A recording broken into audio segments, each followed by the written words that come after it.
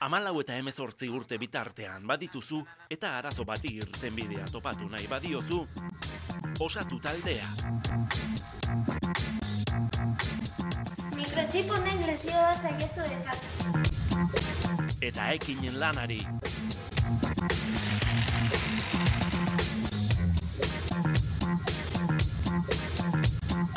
Egin ikerketa proiektua edo proiektu teknologikoa.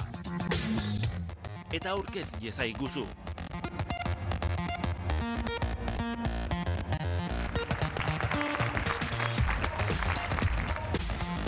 Bizi ikerketa.